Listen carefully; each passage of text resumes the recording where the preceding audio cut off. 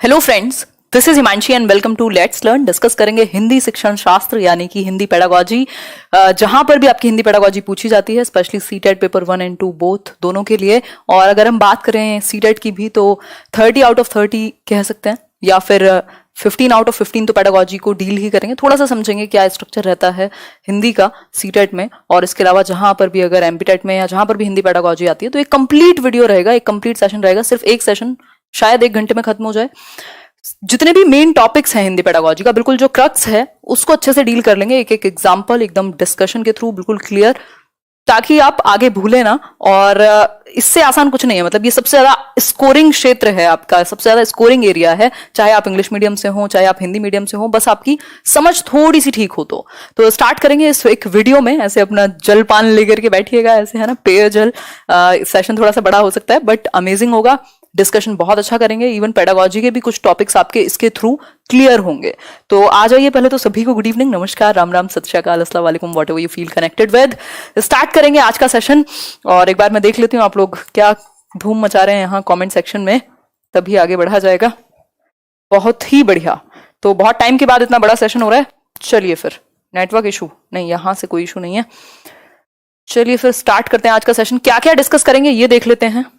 क्या क्या डिस्कस करेंगे, मास्टर क्लास कह सकते हैं आप इसको, एक होल रिवीजन क्लास, या अगर आपने आज से पहले नहीं भी किया है तब भी आप एक ही वीडियो से, ये सार है बिल्कुल, आप 4 किताबें भी पढ़ेंगे उसका भी। अगर मैं बात करूं तो देखेंगे भाषा अर्जन एवं अधिगम में क्या अंतर है ना। ये इंग्लिश पेडागोजी का भी कॉमन टॉपिक है एक, भाषा अर्जन एवं अधिगम यानी कि एक्विजिशन एंड लर्निंग। भाषा के विविध रूप कौन से हैं, और अगर हम बात करें तो बीच बीच में कुछ कुछ क्वेश्चन तो करते ही चलेंगे। जीन प्याजे के बारे में बात करेंगे, वो भाषा के बारे में क्या सोचते हैं, वाइगॉस्की भाषा के बारे में क्या सोचते हैं, अंतर क्या है दोनों में। फिर नॉम चॉम्स्की जो कि 1 नंबर में बड़े फेवरेट हैं आपके, कौन सी 3 प्रकार दिए हैं लेव वाइगॉस्की ने भाषा के। नॉम चॉम्स्की के बारे में बात करेंगे, उनकी सार्वभौमिक जो व्याकरण है, एलएडी है ना। शिक्षण जो है आपका यानी टीचिंग, एक बाइपोलर और ट्राइपोलर प्रोसेस किसने कहा, क्या अंतर है, कैसे ये काम करेगा। शिक्षण के सूत्र यानी कि मैग्जिम्स ऑफ टीचिंग। इसी तरह की एक वीडियो इंग्लिश पे भी करेंगे जिसमें कंप्लीट हम समझ लेंगे इंग्लिश के जितने भी महत्वपूर्ण तत्व हैं, है ना, तत्व हैं। आज बिल्कुल हिंदी जो है, आज हिंदी की घुट्टी पी हुई है मैंने, मजाक कर रही हूँ। हिंदी शिक्षण सहायक सामग्री यानी टीचिंग लर्निंग मटेरियल्स 3 से 4 नंबर फ्री के हैं सीटेट में। 3 से 4 नंबर, इससे ज्यादा आसान नंबर कहीं दुनिया में मिल नहीं सकते, ठीक है बात। फिर इसके अलावा अगर हम बात करें मूल्यांकन एवं उपचारात्मक शिक्षण कह सकते हैं, निदानात्मक शिक्षण पूरी अपने आप में एक प्रक्रिया है, इसको समझेंगे, है ना। फिर इससे रिलेटेड क्वेश्चंस करेंगे। इसके बाद क्या करने वाले हैं, भाषा कौशल, बहुत इंपॉर्टेंट, लैंग्वेज स्किल्स। कोई भी दुनिया का, इवन केवीएस तक में आजकल लैंग्वेज स्किल्स से क्वेश्चंस आते हैं। तो लैंग्वेज स्किल्स जो है, भाषा कौशल। भाषा क्या है बेसिकली, बहुत ही लेमैन लैंग्वेज में समझें तो संचार का या कम्युनिकेशन का एक माध्यम है, ये कह सकते हैं। बट सिर्फ कम्युनिकेशन का एक माध्यम नहीं है, उससे बहुत कहीं ज्यादा है, ये भी हमें पता होना चाहिए। तो इन लैंग्वेज की 4 बेसिक स्किल्स, 4 बेसिक स्किल्स जो हैं आपकी, सुनना, बोलना, पढ़ना, लिखना, इनको डिस्कस करेंगे। फिर लेखन के प्रकार, जो टाइप्स ऑफ राइटिंग है, श्रुत लेख हो गया, अनुलेख हो गया, है ना, और सुलेख हो गया जो हम बचपन में किया करते थे, उनको समझेंगे। 1 नंबर का यहां से भी आता है। भाषाई विकार, अफेजिया, डिस्फेजिया और डिस्प्रेक्सिया, इसके अलावा डिस्ग्राफिया, इनको समझेंगे। फिर इनसे रिलेटेड एक आध क्वेश्चन करेंगे। बहुभाषिकता यानी मल्टीलिंगुअलिज्म, है ना, मल्टीलिंगुअलिज्म क्या है उसको भी समझेंगे। मल्टीलिंगुअलिज्म से भी केवीएस वगैरह में भी आते हैं खूब क्वेश्चंस। फिर इस सेशन को खत्म कर देंगे। तो ये बिल्कुल सार है, ऐसे गीता सार आप खरीदते होंगे, ये हिंदी पेडागोजी सार है। और अगर मैं बात करूं जो लोग बाकी का, भाई अगर हम हिंदी 30 नंबर की आती है यदि सीटेट में, तो अगर हम देखना चाहें कि 30 में से 30 कैसे स्कोर कर पाएंगे, तो सिंपल तरीका है, कुछ बहुत बड़ी तो बात नहीं है। 15 नंबर के 2 पैसेज आते हैं आपके, और 15 नंबर में पेडागोजी आती है, जो हम इस क्लास से आज कंप्लीट कर लेंगे, ऑलमोस्ट कंप्लीट कर लेंगे। आप 15 आउट ऑफ 15 तक भी ला सकते हैं, एटलीस्ट 12-13 तो ला ही सकते हैं 1 घंटे में। अगर मैं बात करूं बाकी के 15 नंबर की, तो एक पैसेज 7 नंबर का आएगा, एक 8 नंबर का आएगा, या 9 या 6 का आ सकता है। जिन्होंने लैंग्वेज 1 यानी हिंदी को भाषा 1 चुना है, उनके लिए एक पैसेज जो है वो कविता का रहेगा, दूसरा उनका जो गद्यांश होता है वो रहेगा। बहुत आसान होता है पैसेज, सिर्फ प्रीवियस ईयर से प्रैक्टिस कीजिए, कोई और दुनिया का पैसेज करने की जरूरत नहीं है। सिर्फ प्रीवियस ईयर के 5-6 पैसेज उठा करके प्रैक्टिस कर लीजिए। जितना टाइम आपने पैसेज में बचा लिया, फ्री के नंबर हैं, तो वो 15 नंबर आपको कोई नहीं दिला सकता, आप खुद को दिला सकते हैं। फिर भी मैं कभी डिस्कस कर लूंगी एक पैसेज पर वीडियो, ठीक है बात। यहाँ के 15 नंबर जो शिक्षण शास्त्र है, हिंदी का पेडागोजी है, उसको आज हम डिस्कस करेंगे। डिस्कशन पसंद आए तो लाइक, शेयर और सब्सक्राइब जरूर कीजिएगा, ताकि हम कुछ बेहतर टीचिंग में ऐसे ही कुछ कुछ सीखते रहें, टीचिंग में पैशन लाने की बात करते रहें, है ना। सब्सक्राइब करके ये बेल आइकन तो प्रेस करना ही है, जिन्होंने नहीं किया है नोटिफिकेशन नहीं आएगा आगे के वीडियोस का, नहीं तो। और ऑल नोटिफिकेशंस ऑन करना होता है, आजकल यूट्यूब नोटिफिकेशन भेजता नहीं है ऐसी आसानी से, ठीक है। अब उसकी भी गलती नहीं है, इतने सारे चैनल्स हैं, इतने सारे चैनल्स आपने सब्सक्राइब किए हुए हैं, है ना। तो ये जो पीडीएफ है पूरे सेशन की, इस पूरे चैप्टर की, लेट्स लर्न की ऐप पे भी मिल जाएगी, जो शायद 1-2 दिन में आ जाए, और टेलीग्राम चैनल पर भी मिल जाएगी, लेट्स लर्न स्क्वाड आप सर्च कर सकते हैं। टीचिंग क्या, इन जनरल भी शायद कॉम्पिटेटिव एग्जाम्स में one of the biggest Telegram channels कह सकते हैं नंबर्स। हालांकि उसके पीछे हम भागते नहीं है बहुत ज्यादा, बट 1,36,000 के आसपास लोग हम जुड़े हुए हैं वहां, है ना। तो ये एक मजे की बात है, आप लोगों का जो सपोर्ट है अपने आप में अमेजिंग है। इसके अलावा आपकी इच्छाएं हो तो आप फेसबुक, इंस्टाग्राम, जहां मन करे जुड़ सकते हैं पॉजिटिविटी के लिए। भाषा अर्जन एवं अधिगम, भाषा अर्जन एवं अधिगम। शुरू करते हैं आज की कहानी, बिल्कुल तसल्ली से बैठ के समझेंगे। और जिनका समय व्यर्थ होता है ना पढ़ते समय, दिन भर जो पूरी जो एंटरटेनमेंट की वीडियोस देखते हैं सुबह शाम तक, जब पढ़ाई के नाम पे अगर 2 बातें एक्स्ट्रा हो जाएं तो इनका समय व्यर्थ हो जाता है। तो ऐसे लोग कृपा करके अवॉइड करें ये वीडियो, है ना। स्टार्ट करते हैं। सुबह शाम तक ये सास बहू की कहानियां देख लेंगे, और अगर टीचर 2 बातें थोड़ी ठीक कर दे जिससे इंटरेस्ट बना रहे, तो इनके हो जाती है समस्या। खैर कोई बात नहीं, ये तो हुई मजाक की बात। चलें स्टार्ट करें फिर। कोई बात नहीं गायत्री, नाम नहीं लूंगी मैं आज बीच में, क्योंकि टॉपिक है और इसमें अच्छी खासी एनर्जी लगती है टॉपिक डिस्कशन में, है ना। आ जाइए, अगर 1 मिनट में शुरू करते हैं फिर। भाषा अर्जन और अधिगम। अर्जन आप जानते हैं एक्विजिशन। रुको मैम मैं चाय ले आता हूं। ठीक है लेके आओ अक्षय, हमारे लिए भी भिजवाओ। बहुत ही बढ़िया, बहुत ही बढ़िया। चलिए स्टार्ट करते हैं, बीच में नहीं रुकेंगे। 5 मिनट हमने दे दिए हैं शुरुआत के इंट्रोडक्शन के लिए। आज मजा आने वाला है, ज्यादा खतरनाक मजा आएगा आज।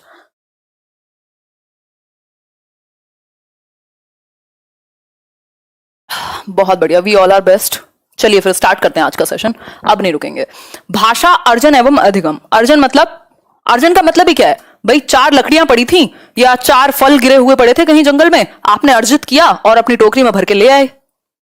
मतलब आपने उनको बनाया तो नहीं, आपने कुछ प्रैक्टिस एफर्ट तो नहीं मारा, जस्ट आपने उनको अर्जित किया, समेटा एक तरीके से और ले गए भर के, ठीक। यानी कि एक्विजिशन कहते हैं हिंदी में इसको, इंग्लिश में इसको। सेम टॉपिक है इंग्लिश में भी ये। लैंग्वेज एक्विजिशन एंड अधिगम का मतलब होता है लर्निंग। लर्निंग क्या है? जिसमें प्रैक्टिस लगे, जिसमें अभ्यास लगे, जिसमें प्रैक्टिस लगे, जिसमें एफर्ट लगे आपका।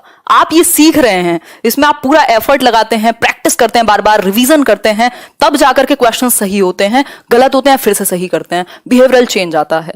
एक्विजिशन क्या है? ये एक नेचुरल प्रोसेस है। क्या है? एक नेचुरल प्रोसेस है, एकदम प्राकृतिक प्रक्रिया है, जिसमें हमें कोई बहुत ज्यादा एफर्ट नहीं लगाना पड़ता, है ना। और लर्निंग क्या है? ये एफर्टफुल है, ये कॉन्शियस प्रोसेस है। अगर मैं कहूं तो चेतन प्रक्रिया है, हिंदी में अगर समझना चाहें तो चेतन प्रक्रिया है, ठीक है बात। नेचुरल है, ये सबकॉन्शियस भी कह सकते हैं इसको, या कई लोग अनकॉन्शियस भी कह देते हैं, यानी अवचेतन, जिसमें आप बहुत कॉन्शियसली रूल्स को रट नहीं रहे किताबें उठा करके। आपके आसपास जो माहौल में भाषा बोली जाती थी, आपने उसको ग्रहण कर लिया, आपने सुन सुन के भर लिया। आपके दिमाग में एक यंत्र है जिसने उसको प्रोड्यूस करना शुरू कर दिया।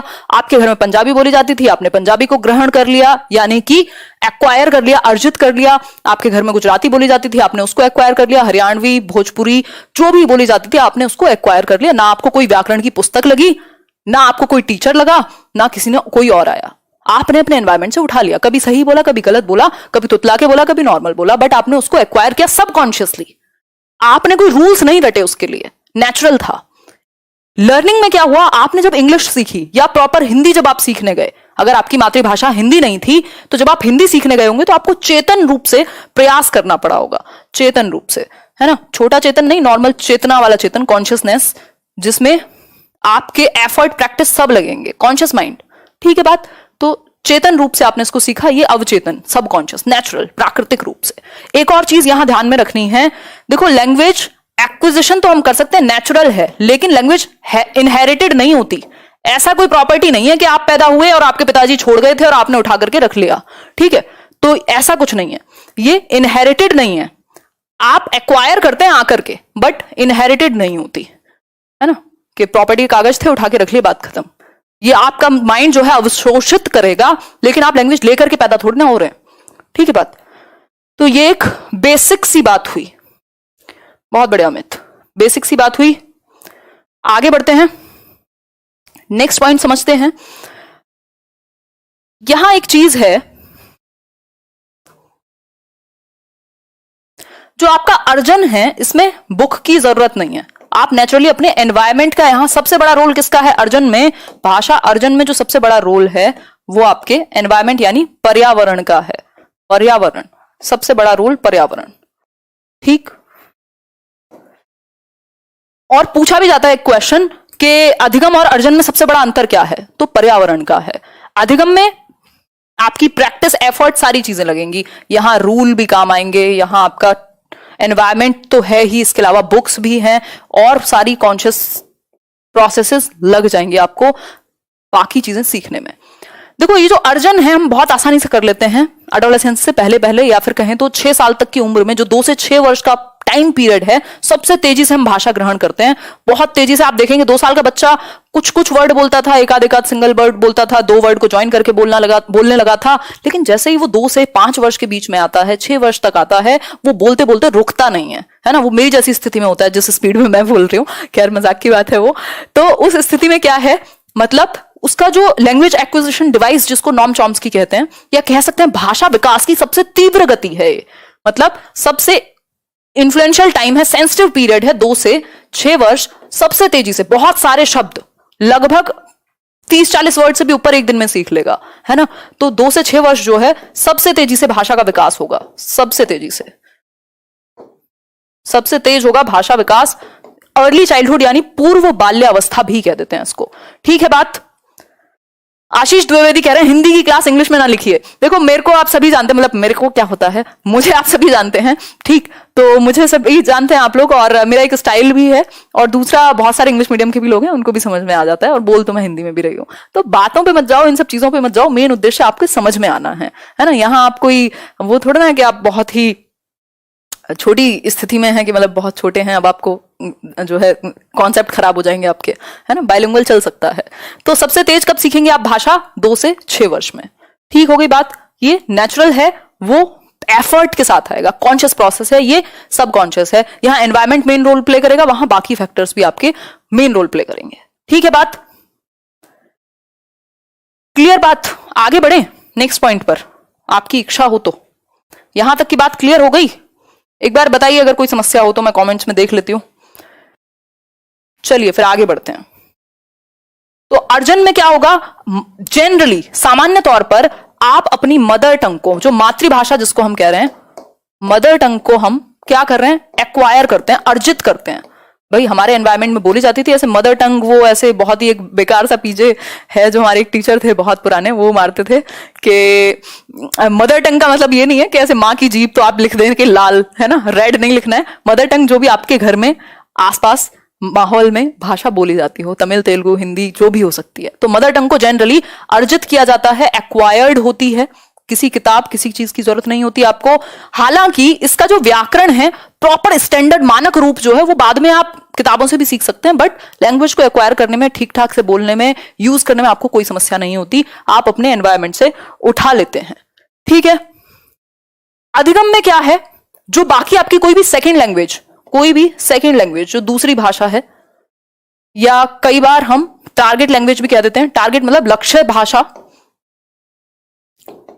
भाई मान लीजिए आपको इंग्लिश सीखनी है, तो वो क्या बन गई, टारगेट लैंग्वेज बन गई, लक्ष्य भाषा कह सकते हो आप उसको, या दूसरी भाषा कोई भी हो सकती है ना। भाषा हम कई भी अर्जित कर सकते हैं। अगर 2 भाषाएं बोली जाती होंगी एनवायरमेंट में, तो आप दोनों भाषाओं को एक्वायर कर लेंगे।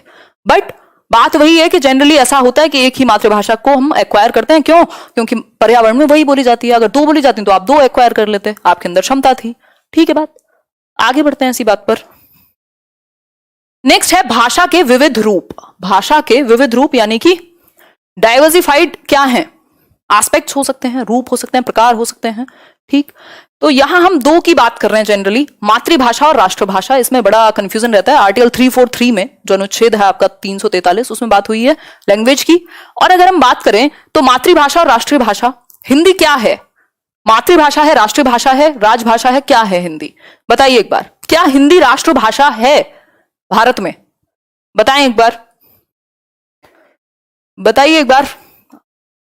मजा तो आएगा यदि जब डिस्कशन हम अच्छे से करते हैं तो मजा तो बनता है, मजे के पैसे हैं, नहीं तो सब एक ही जैसे हैं फिर। बताइए एक बार, आंसर कीजिए जी। कई लोग कह रहे हैं, कई लोग कह रहे हैं नहीं। देखो, हिंदी राष्ट्रभाषा नहीं है, राजभाषा है, ऑफिशियल लैंग्वेज है, राजभाषा है। 1961 या 63 में, I am not sure about it, एक बार आप चेक कर लीजिएगा।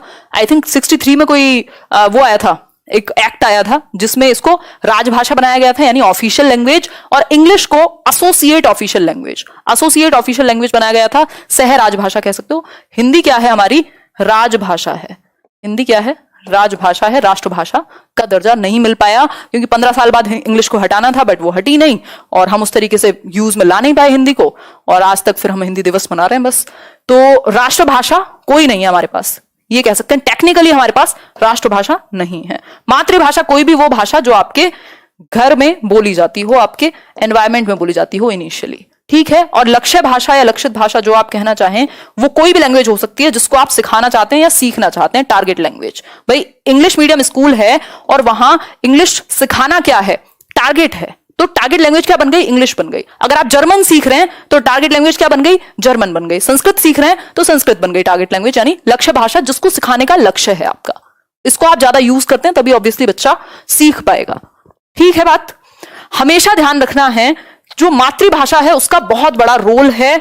बच्चे का जो विकास है वो बहुत बेहतर हो पाता है यदि आप उसको मातृभाषा में इंस्ट्रक्शन दे रहे हैं, यानी आप मातृभाषा में उसको पढ़ा पा रहे हैं एटलीस्ट प्राइमरी लेवल पर, यानी कि प्राथमिक स्तर पर बच्चे को हम मातृभाषा में अनुदेशन देते हैं, इंस्ट्रक्शन देते हैं, ठीक। तो प्राइमरी लेवल पर, प्राथमिक स्तर पर मातृभाषा का इस्तेमाल करना चाहिए, ऐसा एनसीएफ भी कहेगा, ठीक है बात। तो प्राथमिक स्तर पर मातृभाषा ज्यादा बेहतर है। क्यों? क्योंकि बच्चा कंफर्टेबल होगा, वो एकदम नेचुरली स्वाभाविक रूप से यूज करेगा और सीख पाएगा। भाषा क्या है? एक माध्यम ही तो है। आप बच्चे की अभिव्यक्ति जो है, उसका जो एक्सप्रेशन है, हम उसको बहुत ज्यादा इंपॉर्टेंस देते हैं। तो आप बच्चों को उसकी मातृभाषा में, हो सकता है 4 भाषाएं बोलने वाले बच्चे हों क्लास में, उसको मौका देते हैं, उसको रोकते नहीं है या उसको हीन भावना नहीं फील कराते हैं जब वो अपनी मातृभाषा का इस्तेमाल करे, स्पेशली प्राथमिक स्तर पर, ठीक है बात। तो मातृभाषा का प्रयोग बेहतर है, कोई बुराई नहीं है, स्वाभाविक है। अगर मैं कहूं तो क्या है? स्वाभाविक है,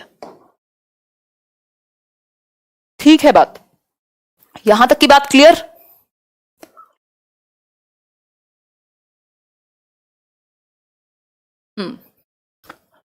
लाइक शेयर करते रहिएगा, श्रद्धा है आपकी। बाकी जिस दिन मैं डिस्कशन में होती हूँ तो मैं डूब जाती हूँ, याद नहीं रहती है ये सब चीजें। बच्चे अपनी मातृभाषा का प्रयोग करते हुए हिंदी भाषा की कक्षा में अपनी बात कहते हैं। एक क्वेश्चन है आपके सामने, बच्चे अपनी मातृभाषा यानी अपनी मदर टंग का इस्तेमाल कर रहे हैं, जो भी उनके घर में बोली जाती होगी, हिंदी भाषा की कक्षा में अपनी बात कहते हैं। लैंग्वेज की क्लासरूम कौन सी है? हिंदी। अब आपको और मुझे हिंदी आती है, इसका मतलब ये मत सोचिएगा कि बच्चे की भी भाषा जो है वो हिंदी ही है। मातृभाषा है, यहां कुछ भी लिखा नहीं है कि उसकी मातृभाषा हिंदी है या कुछ और है। तो हो सकता है उसकी मातृभाषा तमिल हो यहां। तो मातृभाषा का प्रयोग कहां कर रहा है बच्चा? हिंदी की कक्षा में, यानी हिंदी का पीरियड चल रहा हो और बच्चा अपनी मातृभाषा में जवाब दे या खुद को अभिव्यक्त करे, एक्सप्रेस करे। यह बात क्या है? कैसी है ये बात? स्वाभाविक है, निंदनीय है, निंदा करेंगे आप, विचारणीय है या अनुचित है? जवाब दीजिए एक बार, जनता जवाब नहीं चाहती है। I want your answer. बहुत बढ़िया, फर्स्ट का ए, सिंपल बात है बिल्कुल। देखो, ये क्वेश्चन करने के बाद आप कितने भी क्वेश्चन प्रैक्टिस करा सकते हैं, मैं अलग से भी सीरीज चला दूंगी, लेकिन बीच बीच में 1-2 क्वेश्चन को डिस्कस करना जरूरी है। स्वाभाविक है यानी कि नेचुरल है भाई, नेचुरल है, उसको वही आती है तो वो अभी धीरे धीरे सीख लेगा ना एनवायरमेंट से। अगर हिंदी की बात करें तो नेचुरल है, स्वाभाविक है, क्योंकि उसने वही स्वाभाविक रूप से, नेचुरल रूप से अपने एनवायरमेंट से अर्जित किया था उसने, जो भी उसकी मातृभाषा थी उसको, ठीक है बात। हिंदी तो धीरे धीरे सीखेगा ना, अधिगम होगा हिंदी का, तो अर्जन किसका हुआ? मातृभाषा का। जीन पियाजे की बात कर लेते हैं। जीन पियाजे बहुत ही ज्यादा इंपॉर्टेंट, एमिनेंट, अहम व्यक्ति हैं बाल विकास के अंदर, और हमने इनकी थियोरी जीन पियाजे, वाइगॉस्की और कोहलबर्ग को एक कंप्लीट सेशन में अभी कुछ ही टाइम पहले डिस्कस किया था, 1 घंटे 48 मिनट में। वो सेशन ना देखा हो देख लीजिएगा। जीन पियाजे की बात कर लेते हैं। जीन पियाजे हैं क्या? जीन पियाजे एक स्विस साइकोलॉजिस्ट, फिलोसोफर, और भी क्या क्या है पता नहीं, जेनेटिक एपिस्टेमोलॉजिस्ट कह सकते हैं इनको। इन्होंने भाषा की जो बेसिकली बात की है, इन्होंने लैंग्वेज की अगर हम बात करें तो लैंग्वेज को बहुत ज्यादा महत्व ना देकर के, बल्कि ये कहा है कि जो संज्ञानात्मक विकास है उससे जुड़ी हुई है भाषा। बेहतर संज्ञानात्मक विकास ऑब्वियसली बेहतर लैंग्वेज भी प्रोड्यूस कर पाएगा, जिसका संज्ञानात्मक स्तर है वो। क्यों? संज्ञान क्या है? आपकी समझने, सोचने, तर्क करने, समस्या समाधान करने की क्षमता, कल्पना करने की क्षमता, ये सब संज्ञान में आती है, कॉग्निटिव डेवलपमेंट में आती हैं। और कॉग्निटिव डेवलपमेंट से ही जुड़ा हुआ है भाषा का संप्रत्यय, यानी कि लैंग्वेज का जो कॉन्सेप्ट है वो आपका कॉग्निटिव डेवलपमेंट से जुड़ा हुआ है। कॉग्निटिव डेवलपमेंट की भी अगर हम बात करें तो एक है हमारा लेफ्ट हेमिस्फेयर और दूसरा है राइट हेमिस्फेयर। तो भाषा किधर है बताइए एक बार, लेफ्ट हेमिस्फेयर और राइट हेमिस्फेयर। बहुत बढ़िया सौरभ भी, हाँ जवाब दीजिए। विचार पहले आता है ऐसा कहते हैं जीन पियाजे, बिल्कुल सही बात है। Thought proceeds language and thought not only proceeds language but also determines it, मतलब सुनिश्चित भी करता है विचार भाषा को, भाषा से पहले भी आएगा। ये बात कौन कहते हैं? जीन पियाजे ही कहते हैं। जो लैंग्वेज है आपकी वो लेफ्ट साइड में आएगी, ठीक है बात, बहुत बढ़िया शालू। तो लैंग्वेज किधर आएगी? लेफ्ट साइड में आएगी, लेफ्ट हेमिस्फेयर में आपके ब्रेन के लैंग्वेज पाई जाएगी। और कॉग्निटिव डेवलपमेंट से ही जुड़ी हुई है भाषा भी आपकी, ये कह सकते हैं। जैसे सामाजिक विकास, सांवेगिक विकास सामाजिक विकास से जुड़ा हुआ है, मॉरल डेवलपमेंट, सोशल डेवलपमेंट, ये इमोशनल डेवलपमेंट आपस में जुड़े हुए हैं। उसी तरीके से संज्ञानात्मक विकास यानी कि कॉग्निटिव डेवलपमेंट से भाषा जुड़ी हुई है, ठीक है बात। स्पीड अगर बहुत तेज हो तो कमेंट्स में बता देना, मेरी स्पीड जनरली तेज होती है, ठीक है बात। आगे बढ़ते हैं। अहम केंद्रित वाक्य, ego centric speech. Ego centric speech बड़ा फेमस हो चुका है आज की डेट में। अहम केंद्रित वाक्य हर बार पूछा जाता है, इंग्लिश में क्या कहेंगे? Ego centric speech. यानी बच्चा क्या है? स्व केंद्रित है, सेल्फ सेंटर्ड है, दूसरे का पर्सपेक्टिव नहीं समझता, खुद से बोल बोल करके बातें करेगा, ये कह सकते हैं। स्व केंद्रित कहेंगे, है ना। सेल्फ सेंटर्ड, भाई बच्चा है ये खुद को सेंटर मानता है और खुद बोल बोल के बात करेगा, है ना। तो ये अहम केंद्रित वाक्य हो गया। कब आएगा ये? 2 से 6 वर्ष में।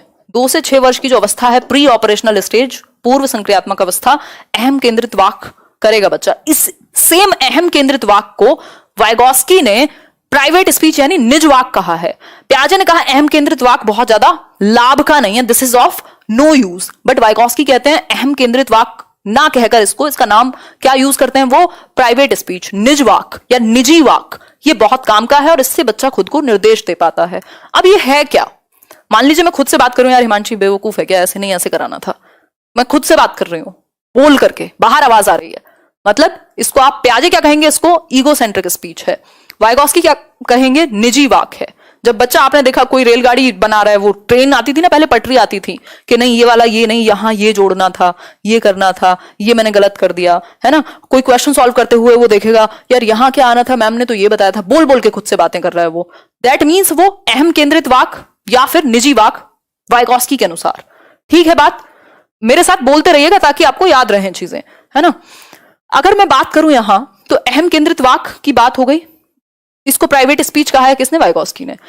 पियाजे ने इसको बहुत इंपॉर्टेंस नहीं दी, वाइगॉस्की ने इसको इंपॉर्टेंस दी है निजी वाक्य कह के। उनकी आगे जो बात होगी तब अच्छे से समझेंगे। एक और चीज पियाजे ने कही है, देखो उन्होंने कहा संज्ञानात्मक स्तर अगर अच्छा होगा तो भाषा विकास भी अच्छा होगा, ये कह सकते हैं। तो संज्ञानात्मक स्तर पर निर्भर है भाषा का विकास, ये कह सकते हैं। एक और चीज है, जो जन्म से 2 वर्ष वाली अवस्था है इनकी, सेंसरी मोटर गत्यात्मक या इंद्रिय गामक अवस्था, वहां पर एक किस प्रकार की लैंग्वेज है? सिंबॉलिक, सिंबल्स का यूज करेगा बच्चा। ए फॉर एप्पल के लिए एप्पल का, प्रतीकात्मक विचार होते हैं उसके अंदर, और विचारों से भाषा आगे जन्म लेगी, विचार से भाषा आएगी, भाषा से विचार नहीं आएगा, ये कहते हैं कौन? पियाजे। मतलब अगर बच्चे ने पेन देखा और उसको बोलना नहीं आया है लेकिन विचार उसके दिमाग में तब भी होगा, इसको देख करके भी कुछ तो चल रहा होगा, अब उस विचार के बाद भाषा सीखेगा वो, ये मान लो कि ऐसा पियाजे मानेंगे। यहां तक की बात होपफुली क्लियर हो गई होगी। अगर क्लियर हो गई हो तो बता दीजिए। देखो बाल रुकते नहीं है, 4 बाल तो नहीं कहूंगी, अब तो बड़े हो गए, ठीक है, बहुत ही बढ़िया, स्पीड ठीक है। चलिए आगे बढ़ते हैं फिर, बहुत ही बढ़िया, आगे बढ़ते हैं। चाय पानी पीते रहिएगा, कई लोग बेहोश ना हो जाएं ज्यादा पढ़ने की वजह से, आदत तो रही नहीं होगी अब सीटेट के जाने के बाद। आज हिंदी पेडागोजी को पढ़ के और कवर करके बंद करके रख दीजिएगा, बस डेली के 20 25 30 क्वेश्चन सॉल्व कर लेना, बहुत हो जाएगा, ठीक है बात। हाँ बहुत बढ़िया। देखिए एक बार, देखिए देखिए देखिए, लेव वाइगॉस्की की अगर हम बात करें, ओहो, लेव वाइगॉस्की एक अलग व्यक्ति हैं, ये रशिया के थे, पियाजे कहाँ के थे? स्विट्जरलैंड, है ना। तो लेव वाइगॉस्की की अगर हम बात करें तो वाइगॉस्की कहते हैं बेसिकली कि भाषा क्या है, संज्ञानात्मक विकास, जो आपका कॉग्निटिव डेवलपमेंट है उसके लिए एक टूल है, उसके लिए एक टूल है, यानी यंत्र है। भाषा क्या है, यंत्र है। लैंग्वेज एक टूल है आपके संज्ञानात्मक विकास के लिए। ठीक है बात, मतलब भाषा का इस्तेमाल करके बच्चा अपनी समझ का इस्तेमाल करेगा, ये कह सकते हैं। इन्होंने 3 चीजों को इंपॉर्टेंट बताया था, सोसाइटी यानी समाज, संस्कृति और भाषा यानी लैंग्वेज। किसके लिए, SCL से याद रख सकते हो, सोसाइटी, कल्चर, लैंग्वेज। इसको इंपॉर्टेंस दी किसने, वाइगॉस्की ने। ठीक है बात, बहुत बढ़िया। देखिए एक बार नेक्स्ट, बहुत हंसी हो गई, वापस आ जाओ है? आप वहां बैठ के हंसें, हम यहां बोल बोल के अपना गला खत्म कर दें। देखो एक बार, बालक भाषा अपने से, परिवेश से अंतःक्रिया करते हुए सीखता है। इन्होंने कहा है कि जो भाषा है, लैंग्वेज है, उसको बच्चा अपने परिवेश से अंतःक्रिया यानी अन्योन्य क्रिया यानी कि इंटरैक्ट करके आप भाषा सीखते हैं अपने आसपास से। भाई जब आप पैदा होते हैं तो भाषा तो नहीं बोल रहे होते ना, रो रहे होते हैं। ठीक, तो अंतःक्रिया यानी इंटरैक्शन करके। इनके अनुसार निजी भाषा बालक के संज्ञानात्मक विकास में सहायक होती है। अब वही निजी भाषा जिसकी बात हम अभी प्याजे के केस में कर रहे थे कि बच्चा बोल बोल के बात करता है, अहम केंद्रित वाक्य जिसको कहा है किसने, प्याजे ने। लेकिन वाइगॉस्की क्या कह रहे हैं, निजी भाषा कह रहे हैं इसको, निजी भाषा कह रहे हैं, प्राइवेट स्पीच कह रहे हैं इंग्लिश में कहूं तो। और ये क्या है, सहायक है, हेल्पफुल है भाषा के विकास में। यानी कि बच्चा खुद को निर्देशन देगा किसके माध्यम से, प्राइवेट स्पीच के माध्यम से। भाई जब बच्चा कह रहा है कि यहां जो है, मान लीजिए यहां 2 लिखा है, यहां 4, कि अच्छा ये क्या होगा, ये तो मल्टीपल हो सकता है, ये हो सकता है, वो खुद से बोल करके फिर 4 को यहां लाने की कोशिश कर रहा है। मतलब कि वो खुद को निर्देश देता है, डायरेक्शन देता है, अपने खिलौनों को जोड़ने में लगा हुआ है, खुद को ही डायरेक्शन देगा, नहीं इसको ऐसे नहीं ऐसे घुमाऊं। मतलब वो बोल बोल करके खुद को ही एक डायरेक्शन देने का प्रयास कर रहा है। ठीक है बात, तो ये एक बेसिक सी बात हो गई। इसी को अहम केंद्रित वाक्य किसने कह दिया, जीन प्याजे ने। हाँ, बहुत ही बढ़िया अंकिता, कितनी जागरूकता फैला रही हैं।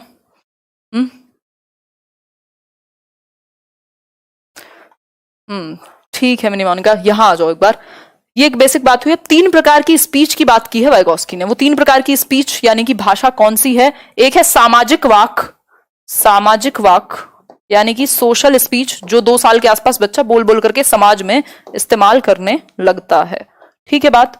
दूसरा है आपका निज वाक, प्राइवेट स्पीच, निज वाक, जो 3 साल के आसपास आते आते वो बोलने लगेगा, 3 साल। ठीक है बात।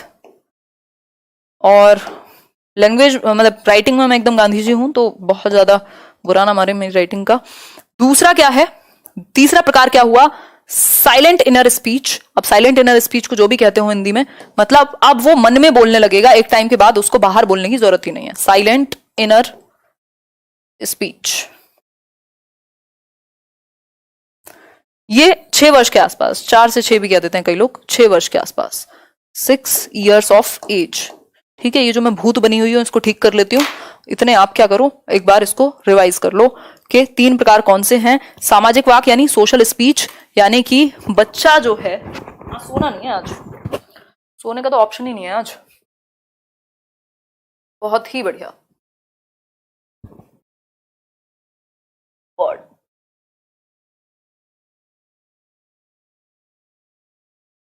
सीटेट की डेट आ गई क्या, नहीं कोई डेट नहीं आई सीटेट की, सब अफवाहें हैं, पता नहीं इनको क्या मिलता है अफवाहें फैला के। हमें तो किसी ने डेट नहीं बताई, पता नहीं इनके पास कौन से खबरी हैं जो इन्हें डेट बता जाते हैं।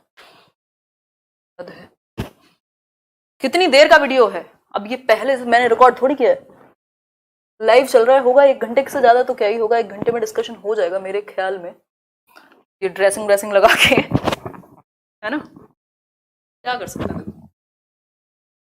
बहुत ही बढ़िया, हाँ, बहुत बढ़िया।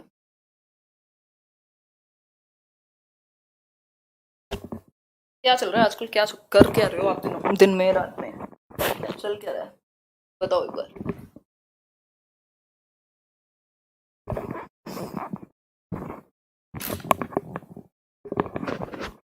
बहुत बढ़िया। अच्छा, इतने लाइक शेयर ना किया हो तो कर देना, वैसे तो जितने लोग देख रहे हैं उनसे ज्यादा ही लाइक्स हैं। ड्रामा कम थोड़ी है जीवन में।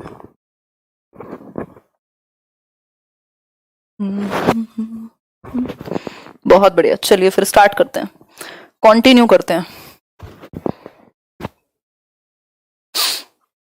तो सामाजिक वाक है जब बच्चा 2 साल में अपने मम्मी पापा से दूध मांगने लगे, पानी मांगने लगे, यानी बातें करने लगे, ठीक है। फिर उसके बाद क्या होगा? उसके बाद एक चीज होगी, निज वाक प्रकट हो जाएगा, यानी कि अब वो खुद से बोल बोल के बातें करने लगता है। काफी बातें की होंगी आपने बचपन में खुद से, आज भी करते होगे, मैं तो करती ही हूँ। साइलेंट इनर स्पीच की बात करें, और इस प्राइवेट स्पीच का बहुत ही अच्छा एग्जाम्पल है वो जो एक सॉन्ग है, वो विलन का जो कोई तो सॉन्ग है, पता नहीं क्या नाम है उसका, एक रात करके, हाँ। तो वो पूरा उसमें सेल्फ टॉक में बनाया हुआ है। सेल्फ टॉक मतलब खुद से बात करना, ठीक है। साइलेंट इनर स्पीच है जब बाहर आवाज ना जाए।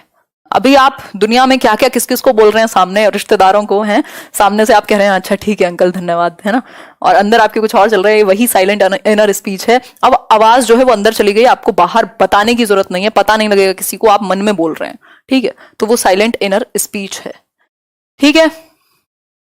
आगे बढ़ते हैं अब नेक्स्ट पॉइंट, एक क्वेश्चन कर लेते हैं नेक्स्ट पॉइंट पर बढ़ने से पहले। ये 3 चीजें शुरुआत वाली भारी हैं, कौन सी?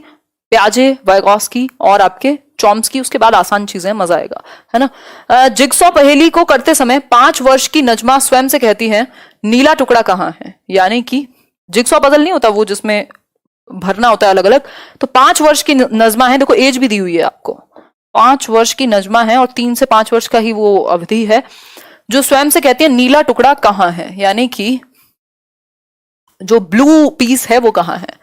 और फिर खुद से बोलती हैं कोई और उठाया नहीं, ये वाला नहीं, वो नीले वाला, गाढ़े रंग वाला, ठीक है। जिससे यह जूता, मान लीजिए एक पजल है जिसमें एक क्या कहें, जूता यानी कि शू की शेप बनानी है।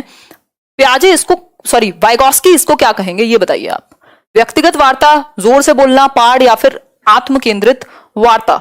जवाब दीजिए।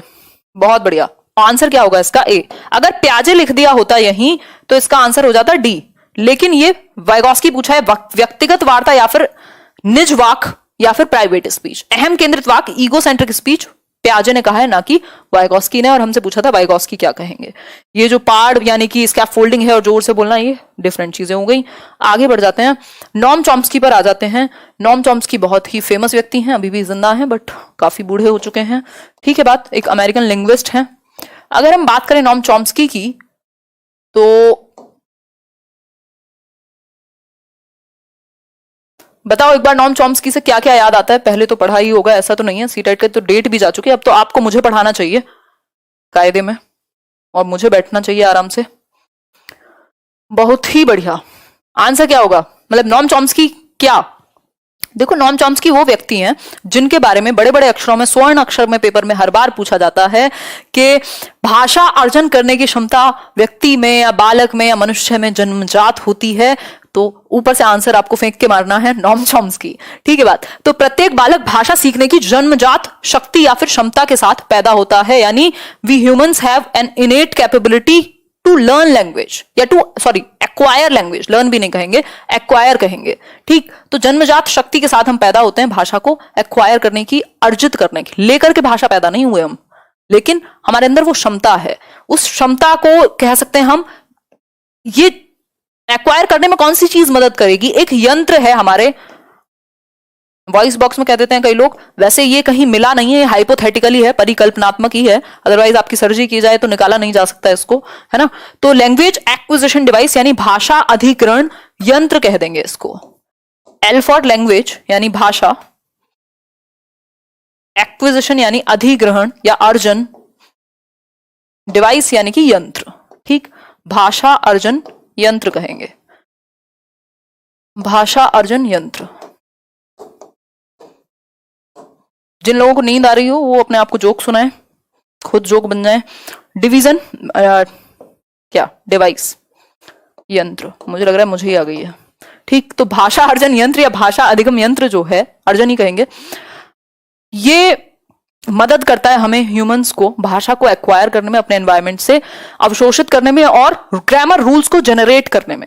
तो कई बार क्वेश्चन आ जाता है, उसमें कंफ्यूजन हो जाती है कि लैंग्वेज एक्विजिशन डिवाइस क्या करता है। तो जनरेट ग्रामर रूल्स, जो व्याकरण के नियम हैं या लैंग्वेज में जो भाषा को एक्वायर करना है उसमें ये मदद करेगा। कौन? LAD, ठीक है बात। व्याकरणिक नियमों से लेके भाषा को सीखने तक ये लैंग्वेज एक्विजिशन डिवाइस मदद करेगा। कब से कब तक बहुत ज्यादा प्रभावशाली रहेगा? जो आपका अर्ली चाइल्डहुड है, यानी कि लगभग 5 वर्ष तक, 6 वर्ष तक ये बहुत ज्यादा प्रभावशाली यानी इफेक्टिव रहेगा। उसके बाद आपको प्रॉब्लम होती है लैंग्वेज को एक्वायर करने में। भाई अगर कोई एडोलेसेंस या अब आज आप इस उम्र में नई भाषा सीखने जाते हैं तो आपको ज्यादा डिफिकल्टी होगी, ज्यादा टाइम लगेगा कंपेयर टू कोई एक बच्चा जो 5 साल का है, 4 साल का है, वो कोई लैंग्वेज सीखे बात करके वो नेचुरली करेगा, क्योंकि उसका जो लैंग्वेज एक्विजिशन डिवाइस है वो आपसे ज्यादा मजबूत है, उसका जो भाषा एक्वायर करने की क्षमता है वो ज्यादा है आपसे, ये कह सकते हैं। तो एक उम्र के बाद भाषा को एक्वायर करने में डिफिकल्टी होती है, बट अगर आप मोटिवेटेड हैं तो आप कर सकते हैं, लेकिन वो लर्निंग कहलाएगी, एक्विजिशन नहीं, क्योंकि एक्वायर करना नेचुरली आप एक्वायर कर रहे हैं। अब तो आप पूरे ग्रामेटिकल रूल्स आपने रेनिन मार्टिन से लेकर और पता नहीं क्या क्या पढ़ डाली होगी, ठीक है बात। विश्व की सभी भाषाएं एक ही मूल व्याकरण यानी यूनिवर्सल ग्रामर से संबद्ध हैं, जिसे समझने में एलएडी हमारी सहायता करता है। मतलब यूनिवर्सल ग्रामर यानी कि कुछ रूल्स ग्रामर के हमारे ब्रेन में हार्ड वायर्ड होते हैं और वो कहीं ना कहीं हर एक लैंग्वेज में कॉमन होते हैं, ये कह सकते हैं। तो ये जो यूनिवर्सल ग्रामर है इसको समझने में, जो किसी भी लैंग्वेज की ग्रामर है जो हार्ड वायर्ड होती है, कुछ ऐसी मिस्टेक्स होती हैं जो हम करते ही नहीं है, जो हम नेचुरली एक्वायर कर लेते हैं ग्रामर में, ठीक। तो वो यूनिवर्सल ग्रामर यानी कि ये जो यूनिवर्सल ग्रामर है इसको एक्वायर करने में, किसी भी भाषा के जो हार्ड वायर्ड रूल्स हैं हमारे दिमाग में, उनको एक्वायर करने में, उनको समझने में, यूज करने में लैंग्वेज एक्विजिशन डिवाइस हमारी मदद करता है। ठीक हो गई बात यहां पर? ठीक है बात? कोई समस्या हो तो बताओ।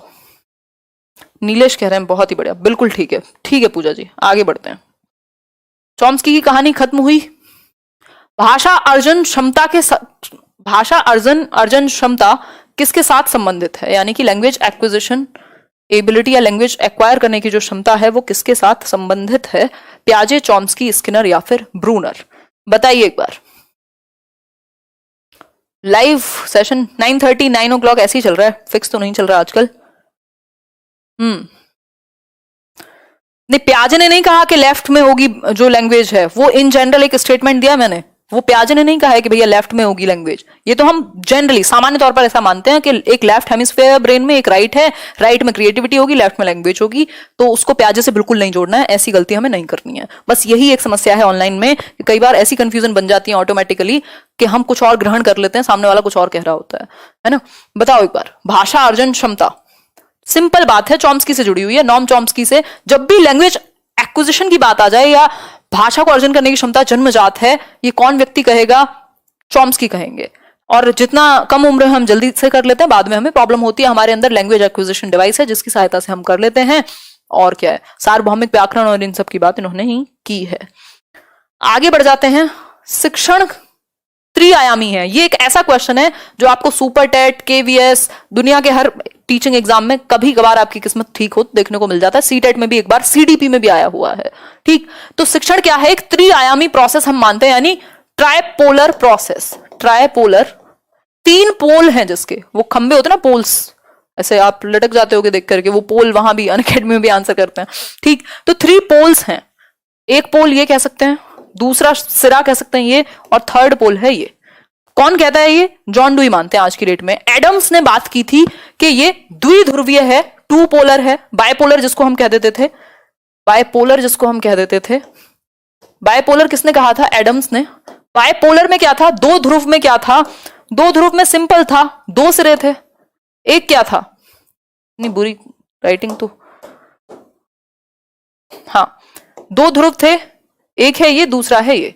एक क्या है? एक तरफ टीचर है यानी शिक्षक, और दूसरी तरफ स्टूडेंट है यानी कि विद्यार्थी। ये थी 2 पोलर प्रोसेस जो इन्होंने अपनी इवोल्यूशन ऑफ एजुकेशन या कुछ ऐसे करके इनकी बुक है जिसमें इन्होंने बात की है। ट्राइपोलर क्या है? फटाफट से बताओ। ट्राइपोलर में 3 सिरे हुए ना, अगर 3 सिरे हैं ट्राइपोलर में तो सिंपल हो गई बात कि एक तरफ तो होगा टीचर यानी अध्यापक, एजुकेशन की प्रोसेस में एक तरफ है, एक सिरे पर है टीचर यानी कि अध्यापक, दूसरी तरफ कौन है? बिल्कुल टीचर, बिल्कुल बिल्कुल इंडिपेंडेंट। डिपेंडेंट कौन है? विद्यार्थी, बिल्कुल। अगर हम बात करें टीचर की, और इंटरवीनिंग कौन है? इंटरवीनिंग है आपका करिकुलम या फिर सिलेबस या एनवायरमेंट। टीचर, दूसरा सिरा किसके लिए? स्टूडेंट यानी विद्यार्थी, अधिगमकर्ता, एडुकेंड भी कह देते हैं इनको, और ये एजुकेटर है। और थर्ड क्या है? करिकुलम यानी कि आपकी पाठ्यचर्या जिसके अंदर सिलेबस भी आ जाएगा। आपका एनवायरमेंट हो सकता है, एनवायरमेंट हो सकता है, सिलेबस हो सकता है, बाकी की जो चीजें हैं। तो ये 3 सिरे हो गए, है ना, अध्यापक, छात्र और विषय वस्तु, जो कंटेंट है, जो एनवायरमेंट है, जो करिकुलम है, जो तरीके हैं। ठीक है बात, सिंपल बात, नो बकवास, हो गई बात क्लियर? बहुत ही बढ़िया, यहां तक की बात समझ में आ गई होगी। नींद तो क्या ही आएगी मेरे साथ, तो मैं जगा के रखती हूं ऐसे, क्या करें। शिक्षण सूत्र देखिए एक बार, शिक्षण सूत्र यानी कि मैग्जिम्स ऑफ टीचिंग। ये बेसिकली ऐसी माने जाने वाले कुछ सूत्र हैं जिनको यूज करके आप अपनी टीचिंग को इफेक्टिव बना सकते हो। अफेक्टिव नहीं, कई लोग अफेक्टिव बोलते हैं। अफेक्टिव मतलब इमोशन से रिलेटेड, सामवेगिक, उसका कोई मतलब ही नहीं है। अफेक्ट करना मतलब प्रभाव कर दे आप पर, वो एक अलग सेंस में यूज होता है। इफेक्टिव मतलब प्रभावी। आप बेहतर बना सकते हो अपनी टीचिंग लर्निंग प्रोसेस को यदि आप इन सूत्र का, इन मैग्जिम्स का इस्तेमाल करते हो। बहुत लार्ज स्केल पे इनको माना जाता है कि अगर इन, बहुत सारे सूत्र हैं, ये तो जस्ट मैंने आपको बहुत मोस्ट फेमस वाले लिए हैं। ठीक है बात। तो अगर हम बात करें ज्ञात से अज्ञात की ओर, यानी कि known to unknown, known to unknown क्या आ जाएगा भाई? हम हमेशा एक चीज, एक बात, एक प्रिंसिपल फॉलो करते हैं कि बच्चा जो जानता है, जो उसका पूर्व ज्ञान है, जो उसकी प्रीवियस नॉलेज, जो वो लेकर के आया है, उसका इस्तेमाल करके उसको उस नॉलेज से जोड़ के आगे हम कुछ नया सिखाते हैं। तो नोन टू अननोन लेकर के जाते हैं। इस एक मेथड को, आपका एक मेथड है, इस एक अप्रोच को फॉलो करता है इंडक्टिव मेथड, यानी आगमन विधि। एग्जाम्पल टू रूल की तरफ लेकर के जाएगा। एग्जाम्पल क्या है बच्चे को पता होगा, आपने वो एग्जाम्पल दिया जो वो पहले से जानता था, फिर आपने एक रूल बताया उसे जो पहले से नहीं जानता था, यानी अज्ञात था ये रूल। तो नोन टू अननोन चले गए आप। सिंपल बात। कोई समस्या बताओ एक बार। एक तो हम लोग इतने सारे जुड़े हुए हैं संख्या में कि समस्या जो है मुझ तक पहुंच नहीं पाती है। बहुत बढ़िया, सॉरी। हाँ, बहुत बढ़िया अजमत राना। हो गॉड। केवीएस का बढ़ाना, केवीएस का यार मैं सोच रही हूँ इंग्लिश वाला सेशन जल्दी शुरू करेंगे। 3-4 एक बार रक्षाबंधन कर लेते हैं, फिर 3-4 अगस्त के बाद एक बार इंग्लिश डेली डोज जो थी उसको शुरू करते हैं। सुबह सुबह 10 बजे के करीब कुछ कुछ करेंगे। अभी रुक जाओ, अगस्त में करते हैं।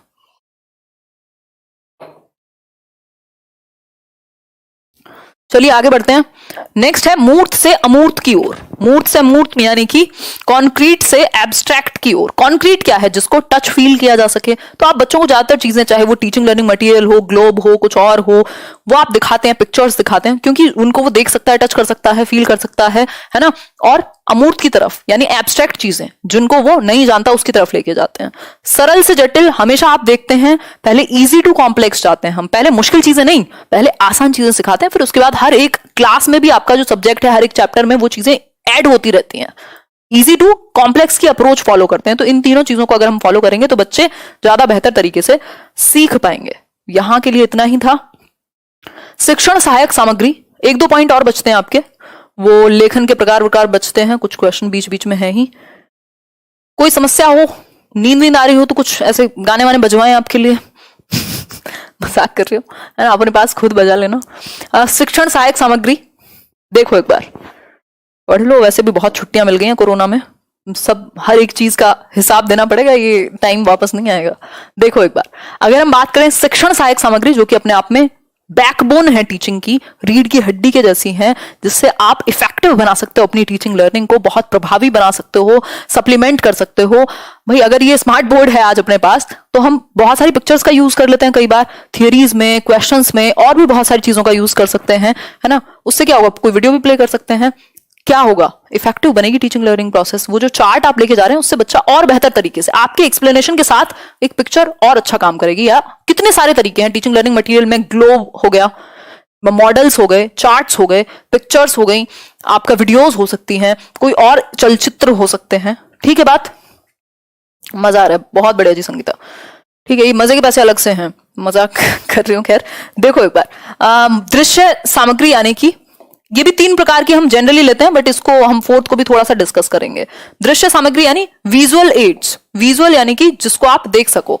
टैक्टाइल मटेरियल वो होता है जिसको आप टच कर सको। तो जिनको विजुअली देखने में प्रॉब्लम होती है उनके लिए टैक्टाइल मटेरियल यानी टच करना, जैसे ब्रेल लिपि है, उसका इस्तेमाल होगा। ये विजुअल जो है ये डिफरेंट है। जिनको विजुअली प्रॉब्लम है उनके लिए टैक्टाइल, वो मैंने आपको कनेक्ट करके बताया है। अदरवाइज विजुअल का मतलब टैक्टाइल नहीं होगा। ठीक है बात, टैक्टाइल मतलब टच करके।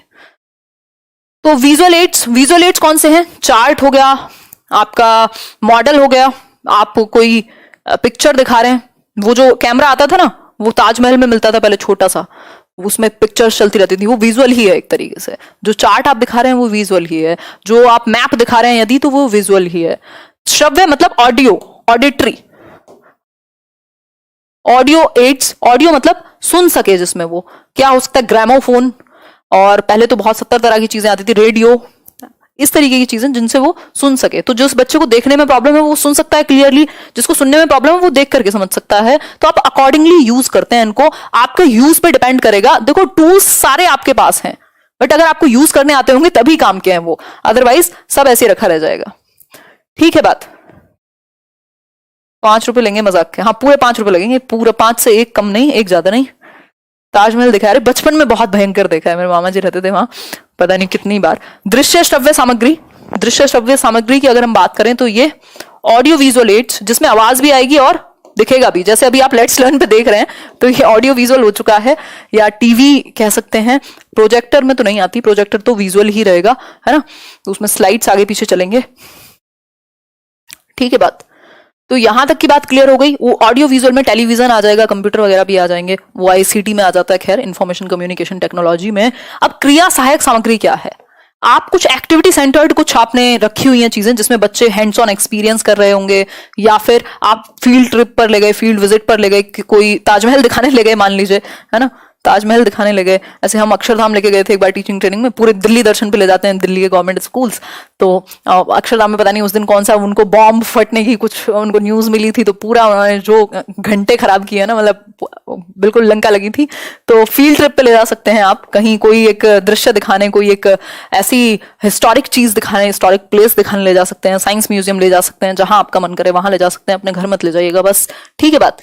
तो यहां तक की बात खत्म हुई, आगे बढ़ेंगे। कैसे नींद आने लग गई आप लोगों को? तो 1-2 क्वेश्चन सॉल्व कर लेते हैं। देखो, शिक्षण सहायक सामग्री हमेशा हेल्प करती है, आपको बेहतर करेगी, आपके शिक्षण को प्रभावी बनाएगी। एक बार क्वेश्चन देख लो, प्राथमिक स्तर की पाठ्य पुस्तक में कार्टून, भाषण, विज्ञापन आदि बच्चों के भाषा क्षमता में विकास या बच्चों के भाषा विकास में क्या है? भाई ये जो आप जितने भी आप पाठ्य पुस्तक यानी बुक्स जो है आपकी टेक्स्ट बुक, वो भी शिक्षण सहायक सामग्री ही है। तो बुक जो है वो सब कुछ नहीं है, यानी कि एकदम सर्वसर्वा नहीं है, उसको ये नहीं मान सकते जो किताब में है वही, उसके अलावा कुछ नहीं पढ़ाना। बुक क्या है? आपकी text book one of the resource है, एक संसाधन का काम करेगी, लेकिन सब कुछ वही नहीं है। तो ये चीज भी हमें ध्यान रखनी है। ठीक है, सिंपल बात है भाई, जो भी विज्ञापन हो, चाहे आप न्यूज़पेपर का कोई कटिंग ले जा रहे हो, ये सब क्या है? सहायक होंगे, हेल्प करेंगे टीचिंग लर्निंग में। ठीक होगी बात? ए ऑप्शन बिल्कुल सही। आगे बढ़ जाएंगे नेक्स्ट क्वेश्चन पर। नेक्स्ट क्वेश्चन है, प्राथमिक स्तर पर भाषा सीखने में भाषा संबंधी कौन सा संसाधन सर्वाधिक महत्वपूर्ण है?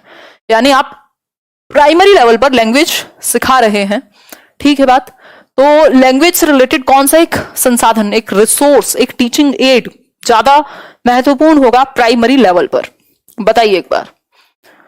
कौन मुझे सजेस्ट कर रहा था कल परसों?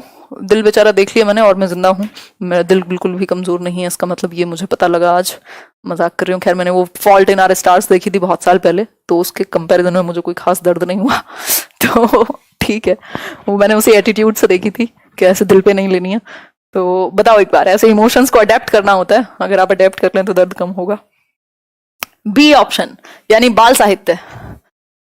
बाल साहित्य, बिल्कुल, बाल साहित्य क्या है? Children's literature. ये भी बहुत अच्छा रिसोर्स है बच्चों के लिए, स्पेशली छोटे लेवल पे। इसमें कहानियां होती हैं, बगुले की कहानियां, ये कहानियां, वो कहानियां, चाचा चौधरी, फलाना ढिमकाना, है ना। कितनी सारी किताबें आती हैं जिसमें नाइट स्टोरीज हैं या मॉरल वैल्यूज भी साथ में दी गई हैं। तो बच्चे को मजा आ रहा है पढ़ने में, इमेजिनेशन डेवलप हो रही है, उसको इंटरेस्ट है एकदम, वो देख रहा है, अलग अलग कैरेक्टर्स हैं, इमेजिनेशन है, क्यूरियोसिटी है, सब कुछ बिल्ड होगी। तो बाल साहित्य ज्यादा बेहतर रहेगा बाकी सबसे। क्यों? क्योंकि बच्चे की कल्पना शक्ति, उसकी जिज्ञासा, सब बेहतर होंगे एक साथ। ठीक है बात? आगे बढ़े, आगे बढ़े। बहुत ही बढ़िया, बाल साहित्य सही है। नेक्स्ट क्वेश्चन पर बढ़ेंगे। जैसलमेर से देख रहे हैं, बहुत ही बढ़िया भीम्स। चलिए आगे बढ़ते हैं। अब मूल्यांकन एवं उपचारात्मक शिक्षण। मूल्यांकन से भी आप समझ सकते हो, ये जुड़ा हुआ टॉपिक है आपका इवैल्यूएशन से। मूल्यांकन आप देखते हो कि आपने जो टीचिंग लर्निंग के उद्देश्य रखे थे वो किस हद तक सफल हो पाए। या आपको अपने मेथड में और कहां परिवर्तन करने की जरूरत है, बच्चा कितना अचीव कर पाया, ये सारी चीजें इसमें आ जाती हैं। अब आपने इसमें असेस किया बच्चे को, देखा कहां कमी है, तो आप क्या करते हैं, दो चीजें होती हैं, एक तो है निदानात्मक शिक्षण, निदानात्मक यानी कि डायग्नोस्टिक टेस्ट। डायग्नोस्टिक मतलब आप डायग्नोज कर रहे हैं, पता लगा रहे हैं कि बच्चे के जो गैप्स हैं लर्निंग में, उनमें कमी कहां है, मतलब लर्निंग जो है बच्चे की उसमें कमी कहां है, यानी गैप कहां है। जैसे आपको वो गैप्स पता लगते हैं, आप उनको फिल करते हैं। फिल कैसे करेंगे, आप रेमेडियल टीचिंग करेंगे। इसके बाद हमेशा याद रखिएगा, डायग्नोस्टिक के बाद रेमेडियल टीचिंग यानी उपचारात्मक शिक्षण होगा। तो रेमेडियल टीचिंग करेंगे। रेमेडियल में आप दोबारा पढ़ा सकते हैं बच्चे को, अलग तरीके से पढ़ा सकते हैं, जहां उसको कमी रह गई थी वो चीज फिर से उसको ठीक करा सकते हैं। तो ये एक बेसिक सी बात हुई। निदान क्या है, डायग्नोस्टिक टीचिंग क्या है, बेसिकली आप बीमार होते हैं, आप डॉक्टर के पास जाते हैं, वो आपको ऐसी दवाइयां नहीं दे देता, या तो वो एक अंदाजा लगाएगा उसके प्रीवियस एक्सपीरियंसेस के बेसिस पे, या फिर आपका टेस्ट कराएगा। अब ये जो टेस्ट है पता लगाना है, ये जो डायग्नोस्टिक टेस्ट है, इससे पता लगेगा कि गैप कहां है, कि आपके ब्लड में कोई प्रॉब्लम है, कुछ और हुआ है, तो वो डायग्नोज करेगा, पैथोलॉजी लैब भेज देगा अगर खुद नहीं कर पाएगा तो उस केस में उसी तरीके से शिक्षक भी क्या करेगा, एक डॉक्टर की तरह एक काम करेगा और डायग्नोज करेगा कि बच्चे को प्रॉब्लम कहां है। ये जो टेस्ट आपने डायग्नोस्टिक टेस्ट बनाया, ये देखने के लिए कि जो मैंने उसको पढ़ाया है उसको कितना अच्छे से समझ में आया, तो इसमें गैप कहां है, वो गैप्स को ढूंढ करके आप उनको फिल करते हैं। रेमेडी जैसे डॉक्टर बाद में दवा देगा, उसी तरीके से आप भी दोबारा अलग तरीके से पढ़ाएंगे, रेमेडियल टीचिंग कराएंगे, उसको रिपीट कर देंगे चीजों को। ठीक है बात। तो रेमेडियल को हम कहते हैं उपचारात्मक, और निदानात्मक जो है हम डायग्नोस्टिक को कहते हैं। ये एक बेसिक सी बात हुई। ठीक है बात। और ये पूरी प्रक्रिया मूल्यांकन में चली रही है। समझ में आ गई होगी बात, ऐसी मैं उम्मीद करती हूँ।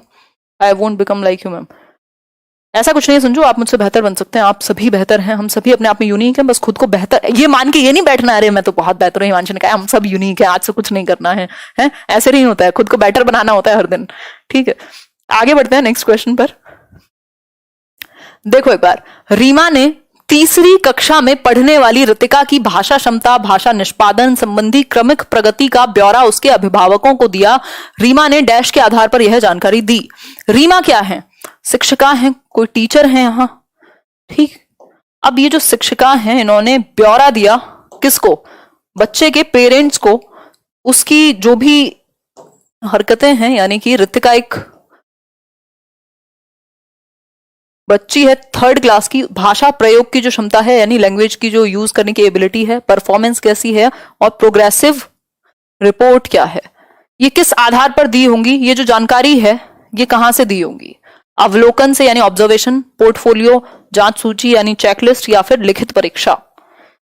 बेहतर ऑप्शन कौन सा होगा, चारों सही हो सकते हैं बट बेहतर कौन सा होगा, पोर्टफोलियो। क्रमिक प्रगति यानी कि प्रोग्रेसिव, जब रिपोर्ट की बात करें ना तो पोर्टफोलियो आपका एक क्लास से दूसरे क्लास में भी ट्रांसफर होता रहता है, आपका पूरा कच्चा चिट्ठा होगा इसमें, जैसे वो फोटोग्राफी में बनवाते हैं ना लोग मॉडल पोर्टफोलियो, उसी तरीके से बच्चे की सारी जो भी कर्मकांड है वो सब आपने इसमें स्टोर किए हुए हैं। तो उसका जैसा लैंग्वेज का परफॉर्मेंस है, वो भाषा को किस तरीके से, उसकी क्षमता कैसी है भाषा को इस्तेमाल करने की। देखो प्राइमरी लेवल पर या जनरली भी हम दो चीजों पर बच्चों को बहुत ज्यादा फोकस करते हैं। एक है भाषा की अभिव्यक्ति, चाहे बच्चा गलत बोले, शुरुआत में अटके गलत बोले, कुछ भी करे, बट आप उसको एक्सप्रेस करने देते हैं।